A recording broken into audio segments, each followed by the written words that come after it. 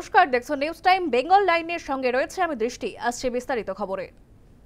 TET উত্তীর্ণদের বিক্ষোভে রণক্ষেত্র Barasat. TET উত্তীর্ণদের বিক্ষোভে রণক্ষেত্র পরিস্থিতি বারাসাতে। 2022 সালে টেট উত্তীর্ণরা তারা নিয়োগ চেয়ে এবারে পথে নামলেন। টেট উত্তীর্ণদের বিক্ষোভে রণক্ষেত্র পরিস্থিতি বারাসাতে, সেই ছবি দেখেছি আপনাদের সামনে। নিয়োগ চেয়ে আন্দোলন। 2022-এর টেট উত্তীর্ণরা দীর্ঘক্ষণ অবরুদ্ধ যশোর রোড। দেখুন সেখানকার পরিস্থিতি। সাংসদ সৌগত রায়ের গাড়ি ঘিরে বিক্ষোভ আন্দোলনকারীদের। বিক্ষোভের মুখে বিধায়ক নির্মল ঘোষের গাড়িও। সাংসদ সৌগত রায়ের গাড়ি ঘিরে বিক্ষোভের 2022-এর টেট উত্তীর্ণরা টেট উত্তীর্ণদের বিক্ষোভে রণক্ষেত্র পরিস্থিতি বারাসাতে। সেখানকার ছবি রেখেছি আপনাদের সামনে। ঘটনায় কিন্তু ব্যাপকভাবে উত্তেজনা ছড়িয়েছে গোটা এলাকা জুড়ে।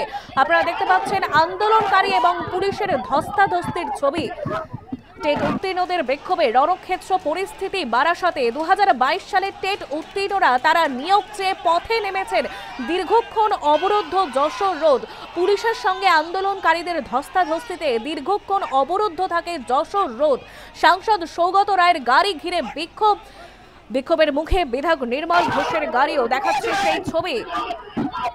টেট উত্তীর্ণদের বিক্ষোভে রণক্ষেত্র পরিস্থিতি বারাসাতে। ঘটনায় কিন্তু ব্যাপকভাবে উত্তেজনা ছড়িয়েছে এলাকা জুড়ে। পুলিশ এবং আন্দোলনকারীদের ধস্তাধস্তি। সেখানকার পরিস্থিতি একেবারে রণক্ষেত্র বলা চলে।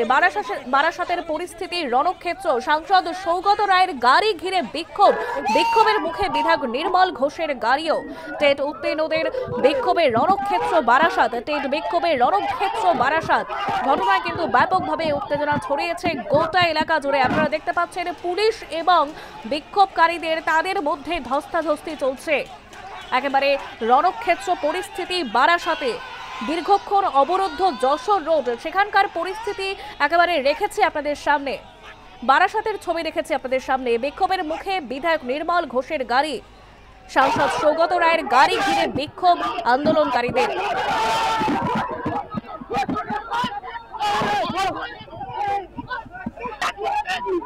এক থেকে দুদিনের মধ্যে তোমাদের ইন্টারভিউ নোটিশ বার হচ্ছে, কিন্তু দুদিন তো দূরের কথা, এদের যে প্রতিশ্রুতি দিবাস্বপ্নই রয়ে যায়। আজকে 3 বছর ধরে একই ধরনের প্রতিশ্রুতি দিয়ে আসছে। কখনো মমতা ব্যানার্জি, কখনো গৌতম পাল, কখনো প্রাপ্ত বসু। এদের প্রতিশ্রুতি মানে আমরা স্বপ্নই দেখে যাচ্ছি। এই সরকার একটা রাজ্য চালানোর কোনো রকম যোগ্য নয়।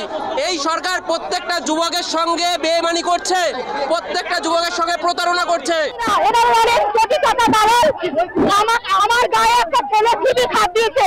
আমি সেটা প্রতিবাদ জানিয়েছি বলে ওনারা জোর করে আমাকে তুলে নিয়ে যাচ্ছেন। তুলে নিয়ে যাচ্ছেন। আমার একটা ছেলে আমার গায়ে হাত দিয়ে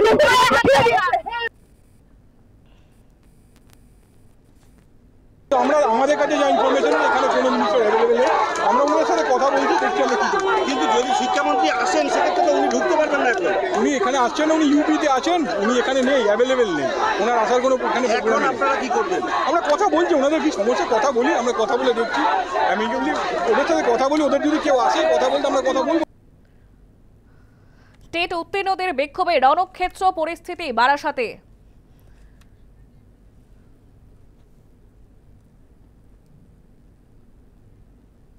ফের আক্রান্ত উর্দিধারীরা। এবার ঘটনা ডোমকলে আক্রান্ত পুলিশ কর্মীরা। ডোমকলে আক্রান্ত উর্দিধারীরা।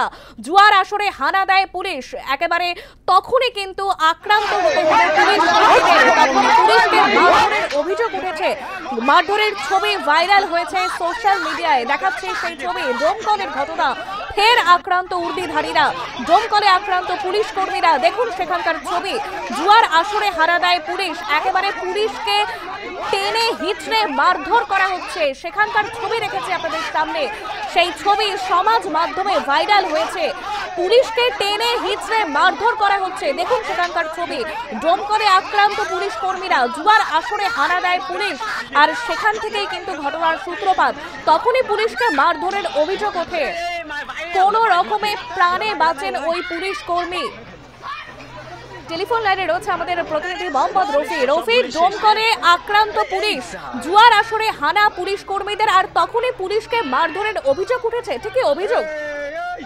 একদমই ডোমকলের যে জিতপুর এলাকা, সেই এলাকাতে একটি কলা বাগানে সেখানে জুয়ার আসর বসেছিল এবং সেই খবর পেয়ে পুলিশ সেই ঘটনাস্থলে যায় এবং পুলিশকে দেখেই সেখান থেকে সকলেই কিন্তু ওখান থেকে পালিয়ে যান। কিন্তু একজন যে সামিউল ইসলাম, সে কিন্তু পাশেই যে নদী, সেই নদীতেই কিন্তু সে ঝাঁপ দেয়।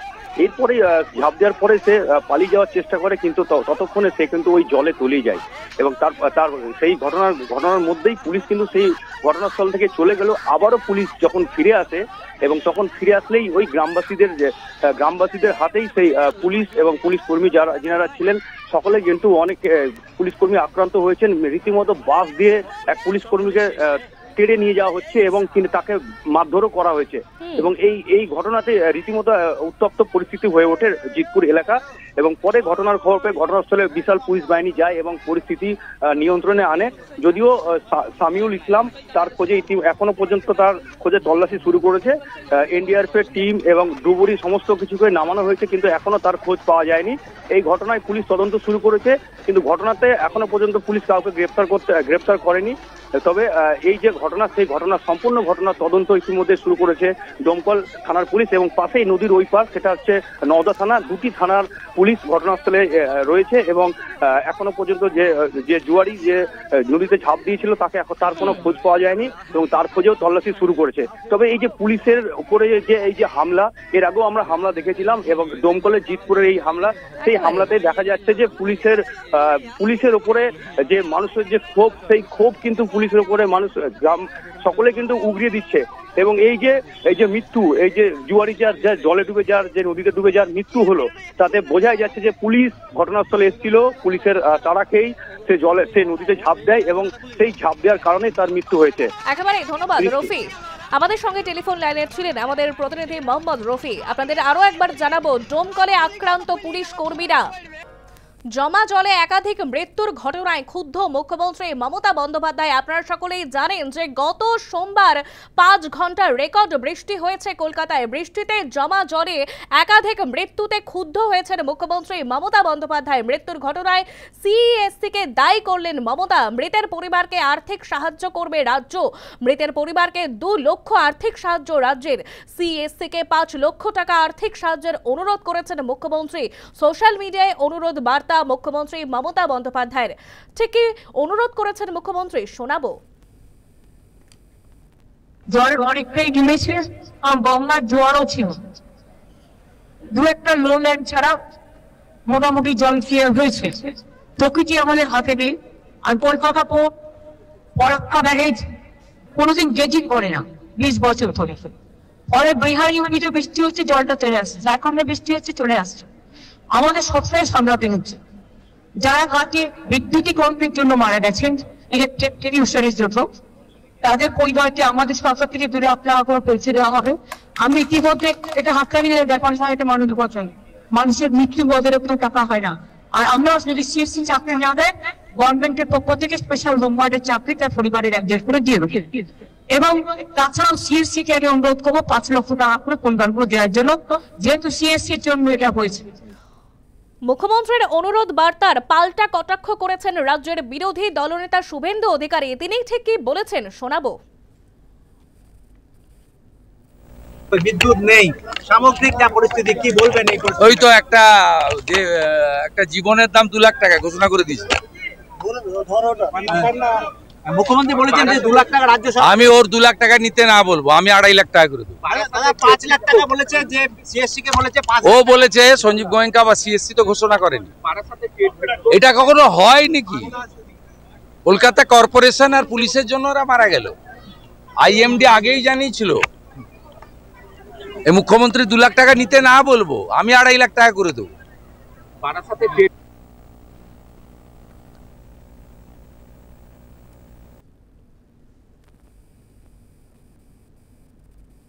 দুর্যোগের জেরে চরম ক্ষতি বইপাড়ায়। দুর্যোগের জেরেই চরম ক্ষতি হয়েছে বইপাড়ায়। জমা জলে পড়ে রয়েছে একাধিক বই। জমা জলে কিন্তু পড়ে রয়েছে একাধিক বই। আপনারা সকলেই জানেন যে গত সোমবার রেকর্ড বৃষ্টি হয়েছিল, 5 ঘন্টা টানা রেকর্ড বৃষ্টি হয়েছিল কলকাতার। আর সেই ঘটনায়, সেই দুর্যোগের জেরে কিন্তু চরম ক্ষতি বইপাড়ায়।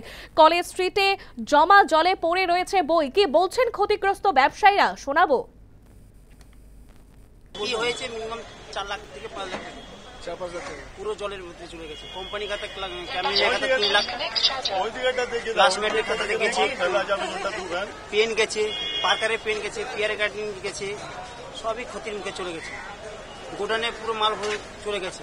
আর এই বছরে দেখা যাচ্ছে যে আজ প্রায় 10-15 বছর আগে 2000 সালে এরকম একটা বৃষ্টি হয়েছিল মাজাসমান জল। কালকে সেই মাজাসমান জল যে অপূরণীয় ক্ষতি হয়ে গেছে, ক্ষতিপূরণ করার মতো হ্যাঁ, এখনো তো মাল বের করিনি কিছুই, যার সামনের একটুখানি মাল বের করেছে। ওই যে দেখুন ওদিকে দেখুন পুরো চারিদিকে ভর্তি আছে, মাল টাইট হয়ে গেছে, জলের ভিজে টাইট হয়ে গেছে, বের করতে পারছে না।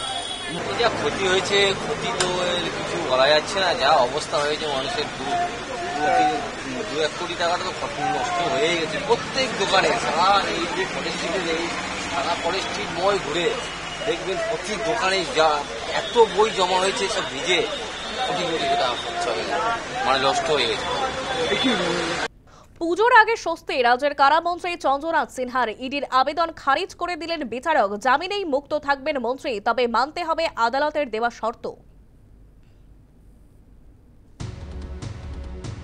প্রাথমিকের নিয়োগ দুর্নীতি মামলায় রাজ্যের কারামন্ত্রী চন্দ্রনাথ সিনহার বিরুদ্ধে চার্জশিট দায়ের করেছে ইডি।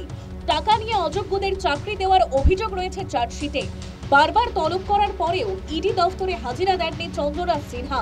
6 সেপ্টেম্বর ইডি আদালতে গিয়ে আত্মসমর্পণ করেন মন্ত্রী। তার অন্তর্বর্তী জামিন মঞ্জুর করে আদালত। ইডি তাকে গ্রেফতার করে জেরার আবেদন করে। মামলার শুনানি আগেই শেষ হয়ে গিয়েছিল। বুধবার সেই মামলায় ইডি আবেদন খারিজ করে দিলেন বিচারক। চন্দ্রনাথ সিনহাকে হেফাজতে নিতে পারবে না ইডি, তবে 25 এবং 26 সেপ্টেম্বর তলব মেরে ইডি দফতরে হাজিরা দিতে হবে কারামন্ত্রীকে। এরপরেও প্রয়োজনে তাকে তলব করতে পারবে ইডি। ইনভেস্টিগেশন এটাই শুরু হয়েছিল 2022 সালে এবং সেই স্লথ গতিতে ইনভেস্টিগেশন চলেছে। আজও অবধি ওনারা ফার্দার ইনভেস্টিগেশন ক্যারি আউট করছেন। ওনার রেসপেক্টেও দেখা যাচ্ছে যে ইনভেস্টিগেশনের যেই গতিতে এগোনোর কথা ছিল সেটা একদম সেই গতিটা ফলো করা হয়নি। For the purpose of cooperation of investigation ওনাকে 25 তারিখে এবং 26 তারিখে সকাল 11টা থেকে 5টার অবধি থাকতে হবে ইডি অফিসে। এবং এই ফর দি এর ইনভেস্টিগেশনের বা ইন্টারোগেশনের পরে যদি ইডি অথরিটি মনে হয় যে এর পরে ওনার ফার্দার ইন্টারোগেশনের প্রয়োজন, তাহলে সামান দিয়ে ওনাকে ইন অ্যাডভান্স জানাতে হবে। এর আগেও বলেছিলেন, বুধবার চন্দ্রনাথ সিনহা আবার জানালেন বিচার ব্যবস্থার প্রতি তার সম্পূর্ণ আস্থা আছে। প্রথম থেকে বলে আসছি যে বিচার ব্যবস্থার প্রতি আমার আস্থা আছে এবং ভবিষ্যতেও থাকবে। এবং আজকে আপনারা নিজেরাই শুনলেন, কেন তো কোনো অন্যায় করিনি। পুজোর আগে স্বস্তি মিলল রাজ্যের মন্ত্রীর। নিয়োগ দুর্নীতিতে জেলে রয়েছেন প্রাক্তন শিক্ষামন্ত্রী পার্থ চট্টোপাধ্যায়। আপাতত স্বস্তি মিললেও কারাগারের বাইরে কি থাকতে পারবেন কারামন্ত্রী? News time.